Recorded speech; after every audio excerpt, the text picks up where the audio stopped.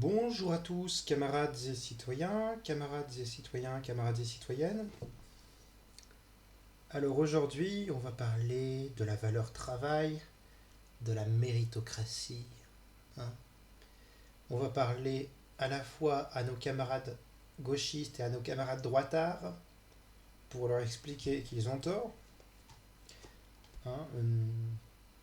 Je vais expliquer le propos, vous inquiétez pas, c'est un propos de la bonne vieille gauche ouvrière, hein, qui n'est pas un propos de socialiste utopique, un propos type marxiste, hein, qui n'est pas un propos SOSDEM, ni anard ou gauchiste, mais un vrai propos communiste. Je ne vais pas vous donner des citations, mais je parle d'un quand je parle d'un propos, je parle d'un raisonnement, hein, et qui peut parler à des gens à droite, puisque l'objectif, pour moi, ce n'est pas que chacun reste dans sa bulle. Je suis de gauche, je suis de droite, et gna gna gna, et gna gna gna. Ça va, c'est pas faire du militantisme, ça c'est faire du clanisme, du tribalisme, de dire moi je suis ceci, moi je suis cela, et on n'avance pas, hein. Donc il faut mettre les choses au clair et donner et nuancer certains propos, entrer dans la complexité du réel et critiquer les caricatures. Parce qu'on a aujourd'hui des militants gauchistes caricaturaux et des droitards qui croient limite à cette caricature ou qui, de façon malhonnête, insistent dessus, hein. Donc je vais vous expliquer le truc en un petit texte, hein, que je vais vous lire, qui est de mon cru ce petit texte. Ouvrez les guillemets. Beaucoup de gens qui défendent le capitalisme et le libéralisme nous accusent, nous, communistes, d'être des égalitaristes niant la méritocratie. Ils se trompent, et cela plusieurs fois. Étant matérialistes, nous prenons en compte la réalité matérielle, et de ce fait, si nos principes sont des principes moralement égalitaires, ils ne sont pas bêtement égalitaristes au sens d'un nivellement qui renierait le principe de mérite.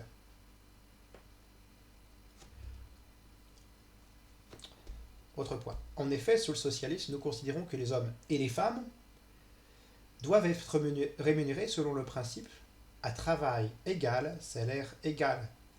C'est là notre conception du mérite. Chacun est rétribué proportionnellement selon sa contribution à la société.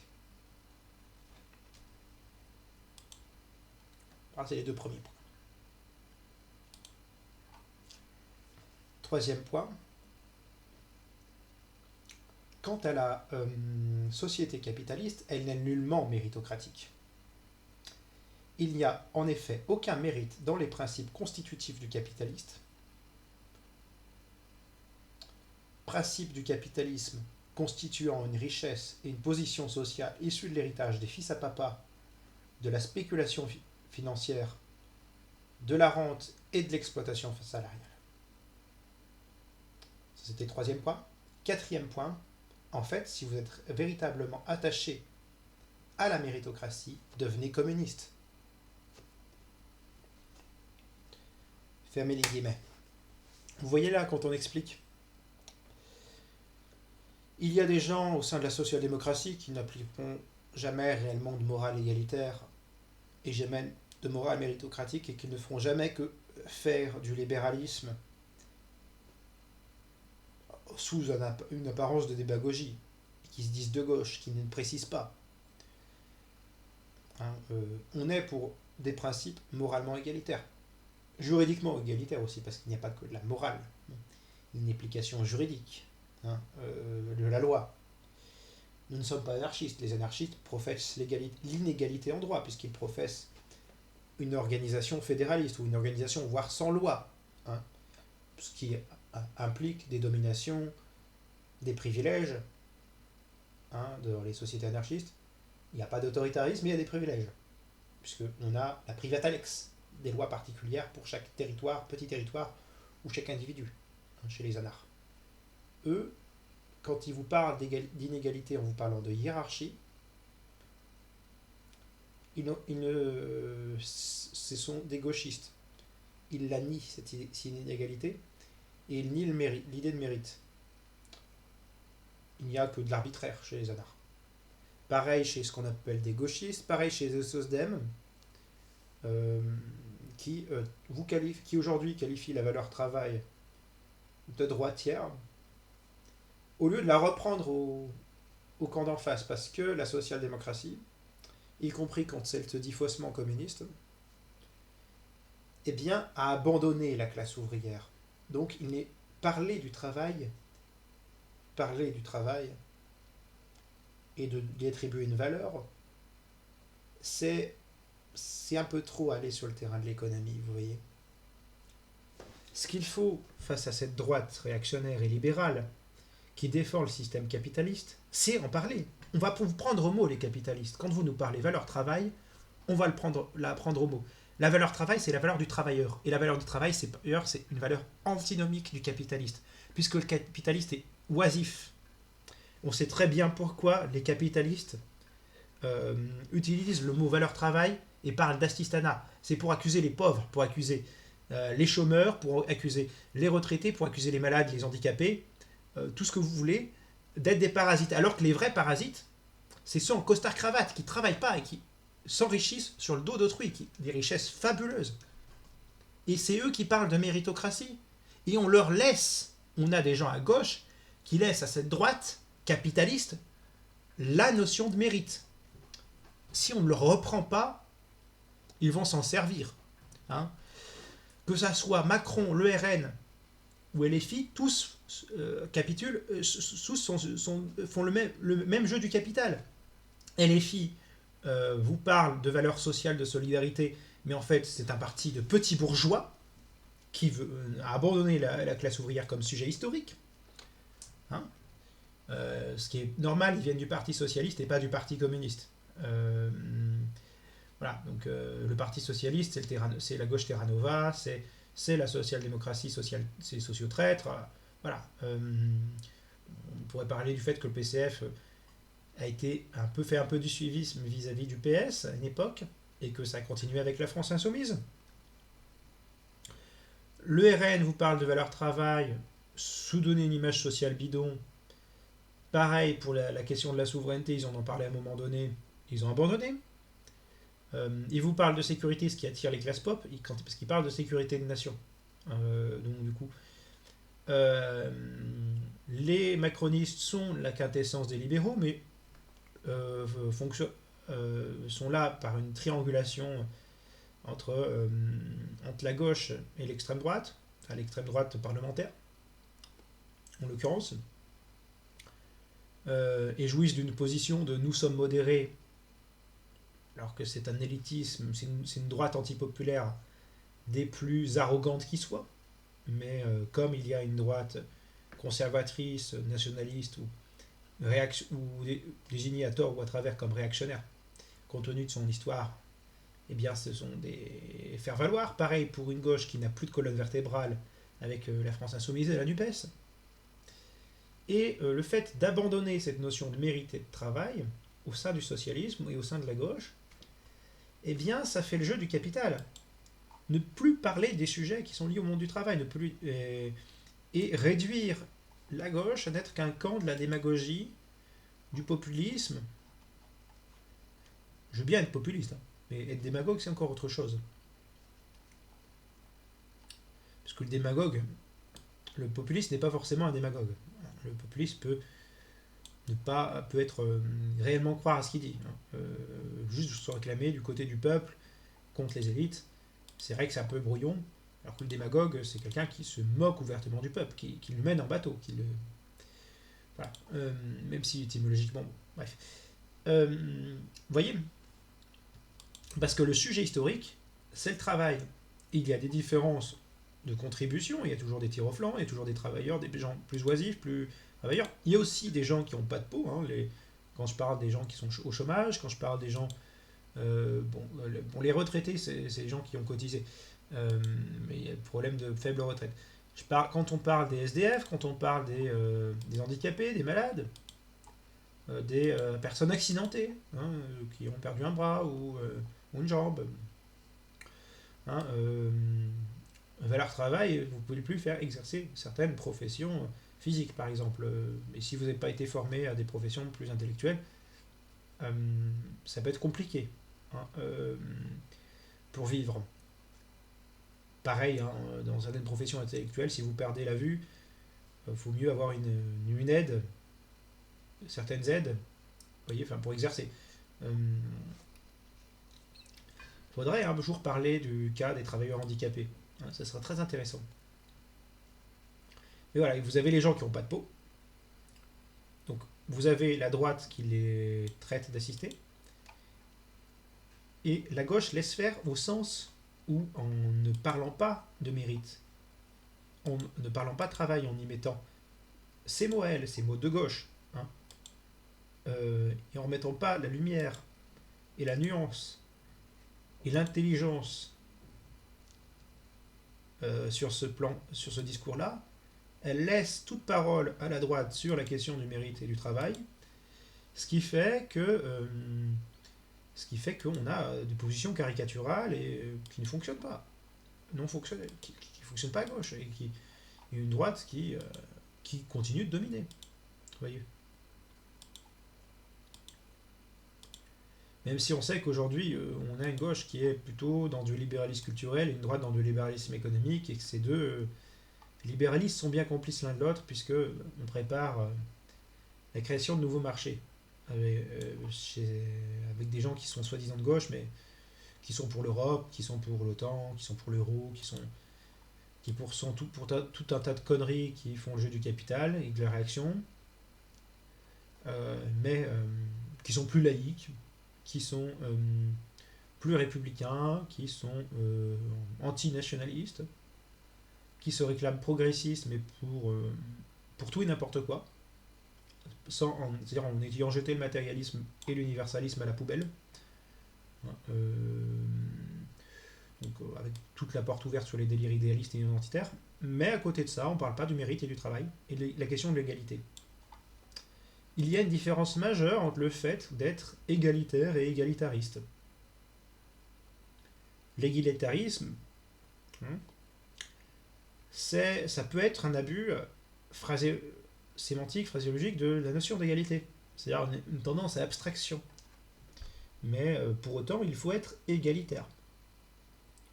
Il faut faire prévaloir des valeurs égalitaires, hein, des valeurs d'égalité humaine, hein, d'égalité en droit, d'égalité des chances. Mais ce qu'il ne faut pas en parler d'égalité des chances, d'égalité en droit, de façon molle, comme le font les sociodémocrates. Il faut dire qu'il n'est pas réaliste d'espérer l'égalité des chances, et même l'égalité des droits par certains aspects, dans une société capitaliste, dans une société où les moyens de production et d'échange sont entre les mains de la bourgeoisie. Même si dans le cas de moyens de production et d'échange, on en a qui ont été délocalisés parce que tertiarisation de l'économie, mutation du capitalisme. Là, évidemment, on ne peut pas analyser la société capitaliste comme on analyserait d'aujourd'hui, comme on analyserait celle du 19e ou du 20e ou du 19e. Mais s'il y a des gens qui ne font pas l'analyse de ça, c'est parce que tant qu'on a cette vision-là abstraite des choses, cette moraline, qui parle de façon abstraite de l'égalité, sans parler du droit, de l'économie, sans parler du fait qu'il y a des différences effectivement entre contributions. Voilà. On n'a pas la base scientifique ni la base politique pour faire progresser le socialisme. Voyez-vous ? Donc le socialisme est méritocratique et égalitaire. Ce n'est pas le nivellement par le bas. Contrairement à ce que voudrait dire la droite libérale ou la droite réactionnaire, il ne faut pas être dans un discours abstrait sur l'égalité, comme le font certains anarchistes ou trotskistes, ni dans un discours mou d'égalité des chances, niant l'importance du monde du travail, comme le fait la social-démocratie, ou plutôt le social-libéralisme, parce qu'aujourd'hui, j'ai envie de vous dire, ce serait déjà un progrès si on avait de la social-démocratie, hein, à gauche. On a une gauche qui s'est droitisée vers du social-libéralisme, vers l'Europe, vers l'euro, vers l'OTAN, c'est carrément la réaction, c'est carrément le fascisme. Quand vous soutenez l'impérialisme ouvertement, aussi ouvertement, là, là c'est que vous avez des gens qui se disent de gauche et qui sont ouvertement des fascistes.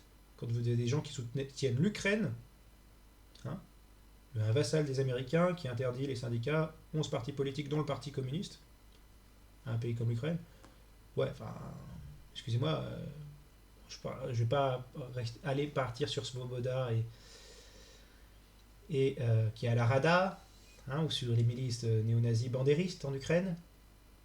Mais bon, quand vous avez des gens qui se disent de gauche, ça se voit qu'ils sont éloignés du monde du travail, qui ne s'intéressent pas à l'économie ni à la géopolitique. Par ailleurs, bon, les deux sont liés. Hein. Les deux sont liés. Hein. La question de savoir, la question de la mondialisation, la question du libre-échange, on ne peut pas faire l'impasse dessus quand on veut mettre en commun les moyens de production et d'échange. Parce que si les usines sont toutes parties, il faut quand même avoir les infrastructures matérielles pour bâtir le socialisme. C'est exactement ce que je disais avec la méritocratie, c'est-à-dire qu'on est dans le concret, dans le réel.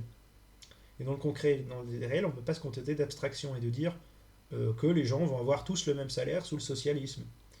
Vous allez devoir convaincre.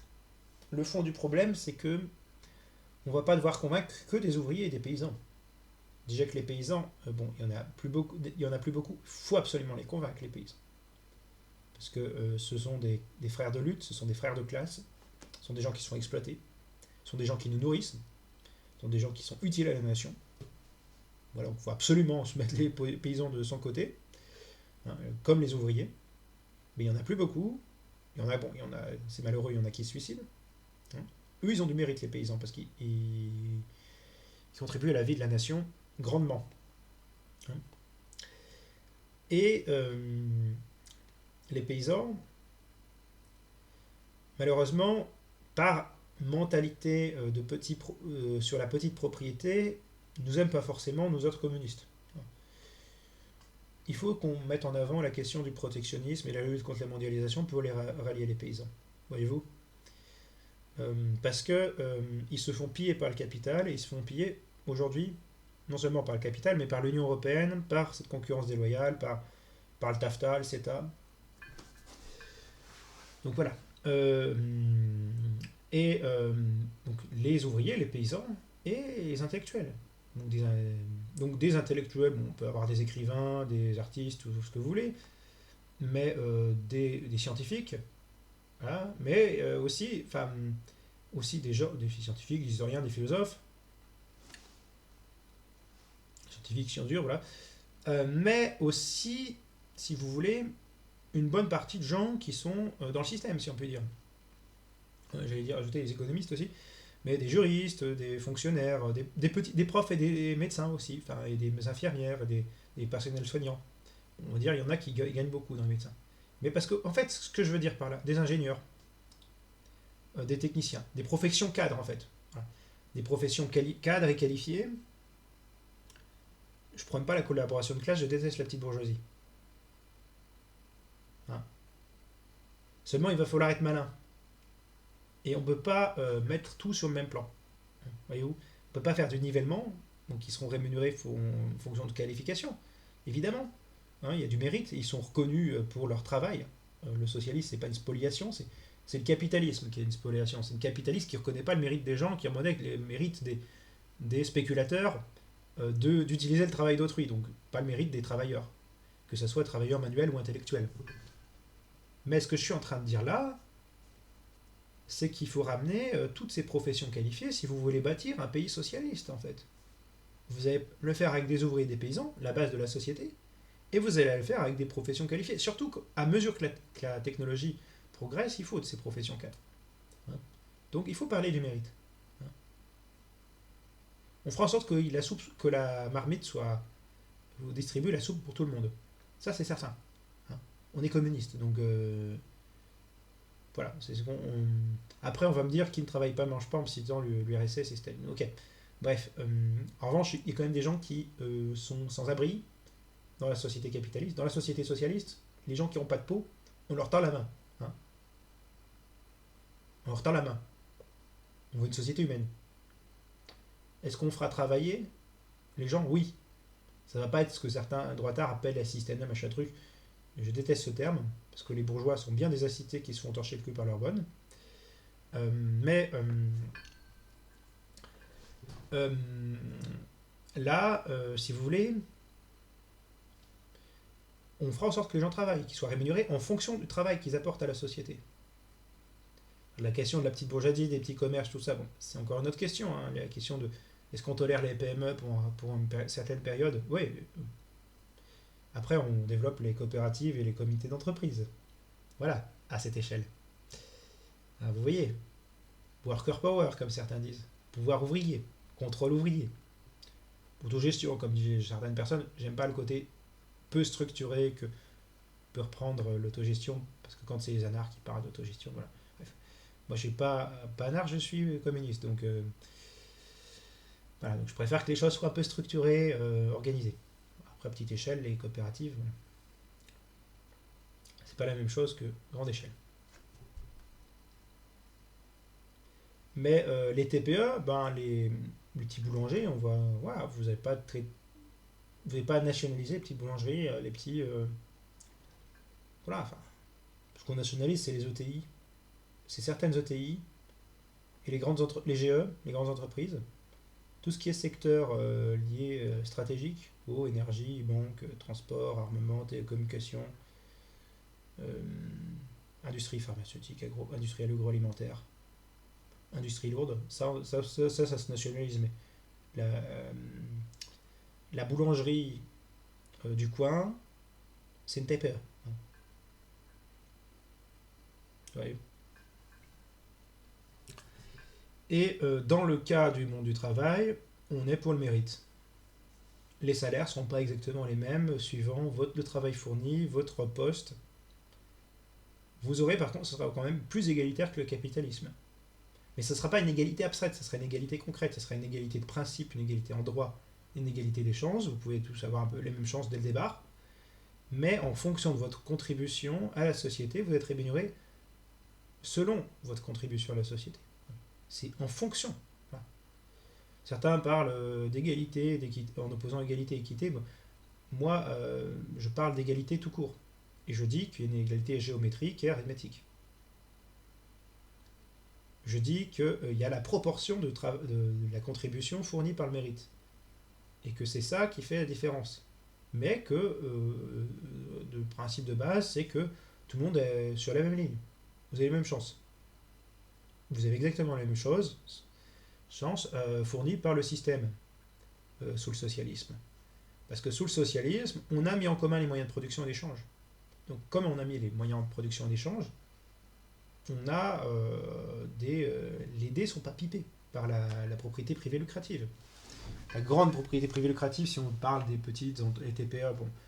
Mais bon, le rapport d'exploitation salariale dans la TPE, par rapport à une grande entreprise, vous voyez bien que c'est pas le même. Hein. Quand le petit boulanger, il est payé quasiment le même salaire que son employé, voilà. Je mets vraiment ça en avant parce qu'il faut éviter les caricatures. J'ai été un peu plus longuet que prévu, parce que je suis parti sur une simple définition avec ce petit texte. Voilà. L'explication était plus longue que le petit texte. Mais c'est exactement ce que je voulais vous dire.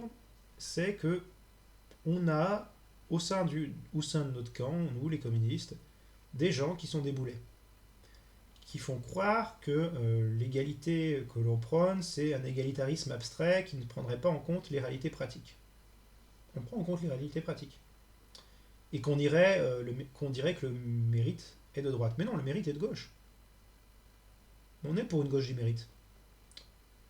Seulement, le mérite, ce n'est pas la société capitaliste, c'est une société socialiste. Si vous êtes méritocrate, soyez bolchevique. Hein, si vous êtes vraiment méritocrate, soyez bolchevique. Hein.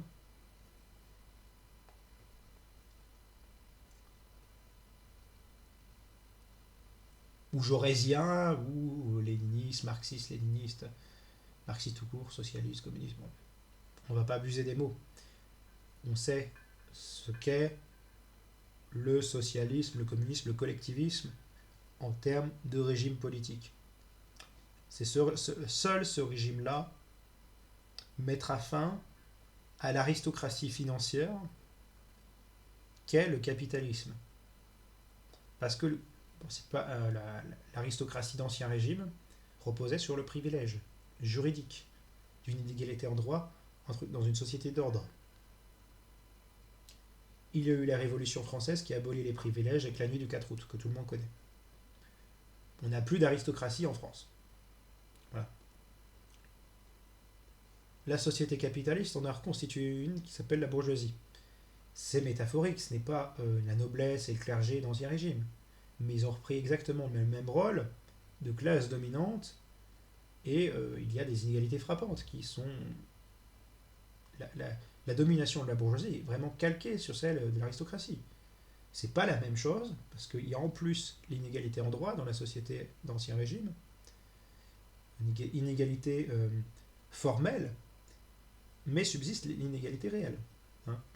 Quand on est dans la tradition de Gracchus Babeuf, on se rend compte que ce qu'il faut faire, c'est se rappeler qu'il y a eu une première révolution en France, exiger qu'il y en ait une deuxième, qui mette fin à la dictature du capital et à la société de classe, qui mette fin à la règne de la bourgeoisie, qui a pris la place de l'aristocratie, et qui vaut pas mieux moralement, mais bon, considérant ce qui était quand même historiquement progressiste par rapport à ce qu'était l'aristocratie. Mais la différence, c'est peut-être les eaux glacées du calcul égoïste, dans le manifeste décrit par Marx, dans le manifeste du Parti communiste.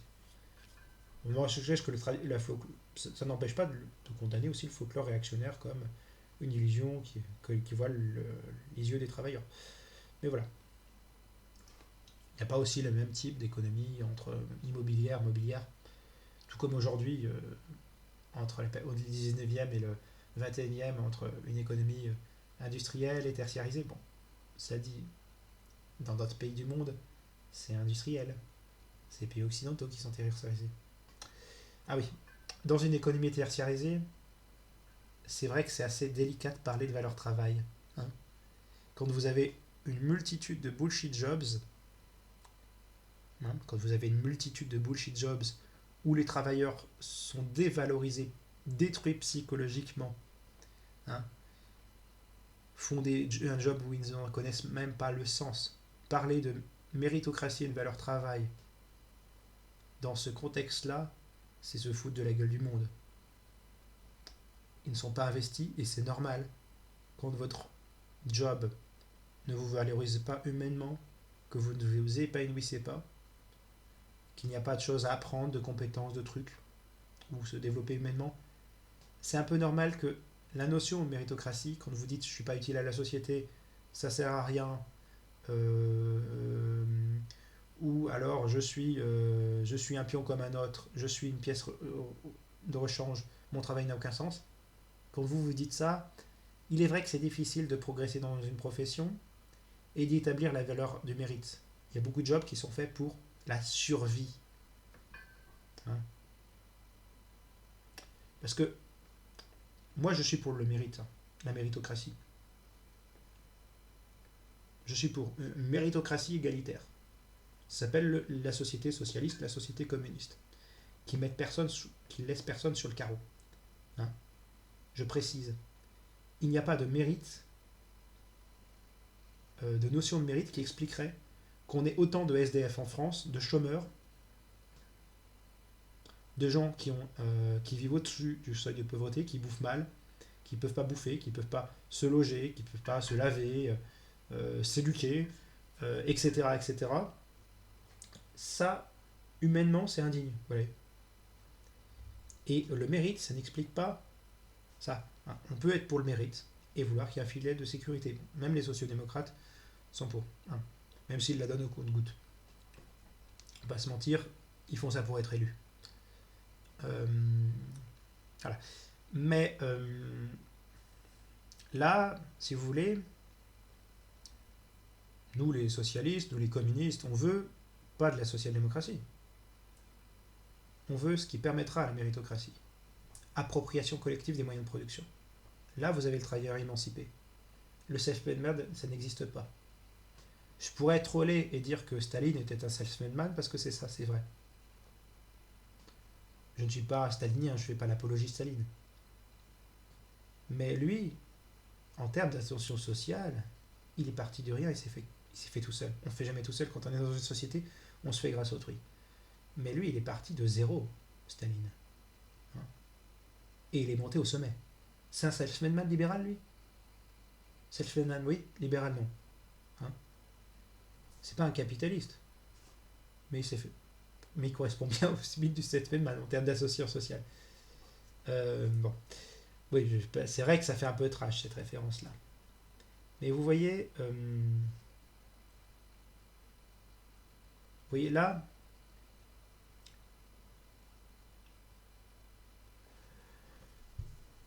on a ce cas-là.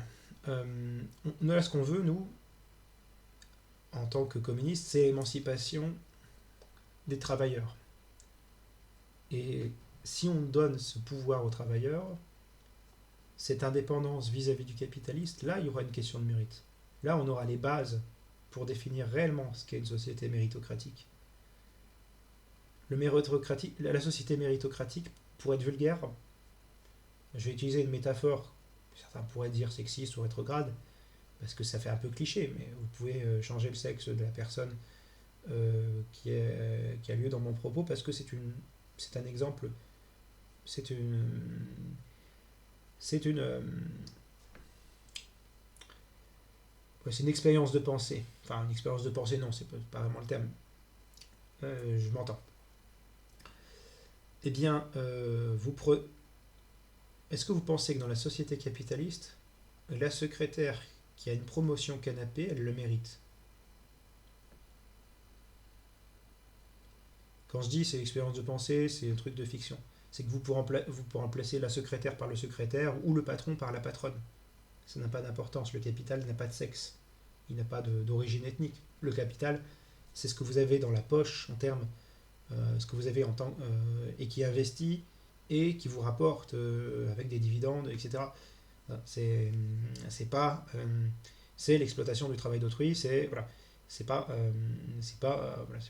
forcément le capitaliste avec son gros cigare. Il peut être mince, il peut être gros, ça peut être un homme, une femme, un hétérosexuel, un homosexuel. Je dis ça parce qu'il faut l'expliquer aujourd'hui, hein. Ce qui est dommage, hein. C'est que le capital, il s'en fout de ces questions-là. Hein, qui est important, c'est de faire du pognon. Euh, et dominer. Dominer en faisant du pognon. Parce que le pouvoir et l'argent. C'est le pouvoir de l'argent, le capital. Eh bien, avec ce pouvoir de l'argent, voyez-vous, on impose un peu son petit fief féodal, quand je parlais d'aristocratie financière. Et donc, on met ses amis à des postes de position, ou les gens qui vous ont fait une faveur, en l'occurrence quand il s'agissait de la secrétaire ou du secrétaire, ou le patron ou de la patronne, une faveur sexuelle, pour la promotion canapé. Mais il n'y a aucun mérite, du coup, avec le népotisme, avec les conflits d'intérêts. Hein. Et c'est que ça. Exploitation du travail d'autrui, conflit d'intérêts, héritage. Comment vous pouvez faire pour avoir les bases d'une société méritocratique? Alors que l'appropriation collective, il y a concertation, il y a des gens qui fournissent un travail différent, mais il y a une démocratie sur le lieu de travail qui permet d'avoir des bases plus équitables pour cette méritocratie, pour cette notion de méritocratie qui a son mérite, pour ainsi dire. Il n'y a pas de méritocratie sous le capitalisme, et encore moins sous le capitalisme libéral. Voilà. Et pour moi, il n'y a pas de socialisme libéral, hein. Il y a un socialisme qui est démocratique. C'est un peu même le principe, hein. C'est d'étendre la démocratie des institutions jusqu'au monde du travail, hein.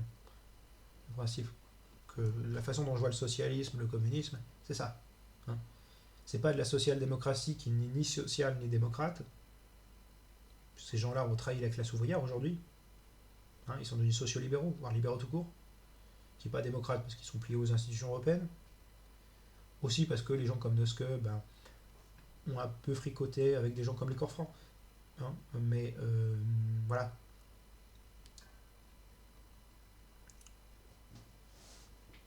Les gens comme Gustav Noske, qui n'ont aucun mérite. Hein. Mais il y a une notion de mérite qui n'est possible que par l'appropriation collective, par les travailleurs des moyens de production. Pas tant que les travailleurs sont soumis au capital, il n'y a pas de notion de mérite réel. Alors il y a, je ne vais pas dire ce que je ne veux pas dire. Il y a une association sociale, il y a des éléments de mérite, hein, avec des gens qui travaillent, qui font de formidables études scientifiques, techniques, technologiques, des gens qui sont des artistes, quoi que l'art, ça descend fortement dans une société de culture de masse où on est abreuvé à tous les délires psychosociétaux américains les plus décadents. Hein, voilà, entre le réalisme soviétique, le réalisme socialiste plutôt, soviétique et le pop art américain, voilà, et tout un tas de trucs qui sont de l'art moderne occidental, esthétiquement parlant, c'est le réalisme socialiste qui domine en fait. Je suis désolé, parce que quand vous pouvez peigner des boîtes de soupe, comme le font les Américains, où vous retournez un bidet à l'envers, là c'est un artiste français je crois, euh, Marcel Duchamp, oui. C'est pas de l'art. Alors que les tableaux soviétiques qui représentent des paysans, ça c'est de l'art. Hein. Et là il y a du mérite dans la société socialiste. Quand on voit l'art dans la société occidentale qui n'est qu'une marchandise de vulgaire valeur, d'une valeur très vulgaire, une marchandise sans aucune valeur pour beaucoup de trucs. Alors, je ne vais pas dire ce qu'il n'a pas dit, hein, à certaines époques, en certaines occasions, certaines époques ou même aujourd'hui, il peut y avoir des vrais artistes. Hein. Mais ça peut être noyé aujourd'hui dans pas mal de merde liée à la culture de masse. On a eu de grands artistes en France, comme Brassens, comme Jean Ferrat, euh, comme d'autres. Baudelaire vivait pas dans une société capitaliste, si on veut parler de la poésie. Victor Hugo non plus. Hein, si on veut parler littérature, Zola non plus. Enfin, bref. Mais avec le temps, ça cannibalise tellement de choses, le, le, le système capitaliste, jusqu'à la culture elle-même, que ça la détruit. Ça détruit la production artistique, culturelle, enfin, d'un pays. Alors que si dans votre pays vous avez le socialisme, là vous avez des conditions qui sont tout autres pour les artistes. Et vous parlez vraiment, sur le plan culturel, vous avez vraiment une situation de méritocratie sous le socialisme. Hein. Laissez jamais des libertariens vous dire que le problème c'est les subventions. Il y a l'art subventionné, pour des raisons idéologiques, tout ça. Tout ça. Mais le problème c'est pas ça. Le problème c'est que dans une société où l'art est marchandise et où il y a une culture de masse médiocre, eh bien on n'est pas dans la meilleure ambiance pour qu'il y ait réellement de la création. On produit des tubes avec la musique. On ne produit plus des disques. Alors bon, il n'y a plus de disques parce que c'est obsolète avec le numérique. Mais je m'entends, voyez-vous. On ne produit plus rien musicalement. On produit des trucs, hein, on peut produire des bons films. Mais moins. Moins de qualité, noyé dans beaucoup de vulgarité, de culture de masse. Et vous ne voulez plus en parler autant. Il y a des films plus anciens qui n'avaient pas le même style qu'aujourd'hui. Mais c'est pas délié de la structure de l'économie et de la progression du néolibéralisme, ça. La question culturelle, la question de la médiocrité ambiante au niveau culturel n'est pas déliée des mutations du capitalisme, en fait. On ne peut pas la délier de ça. Hein. Le fait qu'il n'y ait plus de mérite sur le parti, plus vraiment autant de mérite, ce que je dis, peut-être plus du tout, mais plus autant, on va nuancer je vais nuancer un peu mon propos, vient de l'évolution de la structure du capitaliste, en fait. On est dans un capitalisme de service et plus d'un capitalisme de production. Donc ça devient encore plus parasitaire, moins d'économie réelle. Enfin, vous voyez. Voilà. Enfin, je pense que j'ai fait un peu le tour de ces questions-là du mérite. Mais réfléchissez-y, développez le sujet aussi à votre tour. Et je serais très content si vous veniez sur Discord en discuter avec moi. Et, voilà, je prétends pas être le plus grand expert du marxisme ou de l'art ou de l'économie ou de quoi que ce soit. Moi, je suis un citoyen lambda. J'ai une licence d'histoire, mais voilà. Sinon, je suis pas Dominique Pagani, moi. J'ai pas toute une vie derrière moi. Je suis jeune. Je suis pas forcément un grand ponte du marxisme ou d'un courant du socialisme ou de la philosophie ou de l'économie, tout ce que vous voulez. Mais bon, j'ai mes petites analyses, mes petites idées. Et il me semble que la question de la méritocratie, il faut l'aborder. Voilà. Et en tant que citoyen, on est tous libres. Et on a tous le droit et le devoir, si vous voulez, de parler de ces notions-là. Et si vous veniez sur mon Discord, ben, je serais content d'en discuter. Je prétends pas pouvoir répondre à vos questions ou donner voilà, voilà, je prétends pas avoir toutes les réponses. Peut-être que peut-être que j'aurai des questions à vous poser, hein, sur votre point de vue, sur vos idées, sur des trucs que je pourrais apprendre. Euh, mais ça serait sympa d'échanger à l'occasion sur mon serveur. On pourrait développer le thème ensemble. Et en l'occurrence, si vous avez vu dans les liens sur ma chaîne, on vient d'ouvrir notre blog sur WordPress. Donc vous avez un lien sur la chaîne YouTube. Donc voilà, il y a quelques articles. Il y en a un sur le programme économique et social de la chaîne Matérialisme Populaire. Je me suis dit, avec quelqu'un qui est sur mon Discord, qui a des connaissances en économie, on a creusé cette question-là de quel programme économique et social pour la France,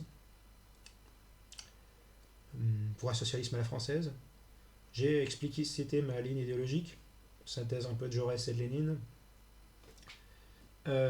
J'ai fait plusieurs articles d'hommage à Robespierre, Marx, Jaurès, Lénine et Kluskar. Voilà, il y a des grandes figures de référence que vous avez en dessus sur la bannière de la chaîne.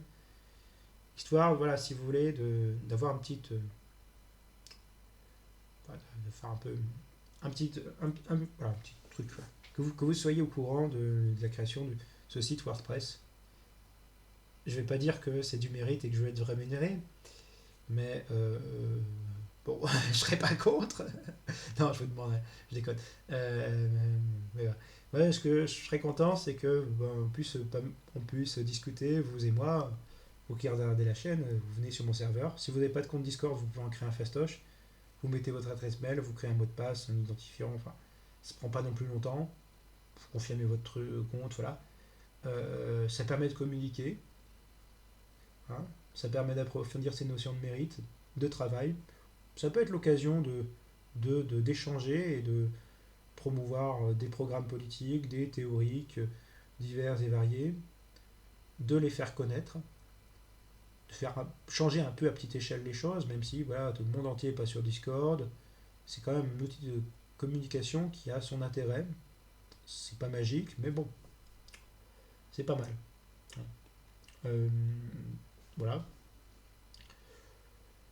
Et voilà, j'espère qu'avec toutes ces petites notions, on va pouvoir avancer un peu en termes de socialisme. Hein. Malgré le fait que la gauche actuelle soit parfois un peu déconnante sur certaines questions où elle est très abstraite, très idéaliste. Bon, alors sur ce, camarades, je vous souhaite de prendre bien soin de vous, vos proches, vos amis, votre famille, vos amours, tout ça. Prendre bien soin de vous. Je vous souhaite courage. Salut et fraternité. Hein, salut et fraternité. Raison, égalité, nous vaincrons. Ciao.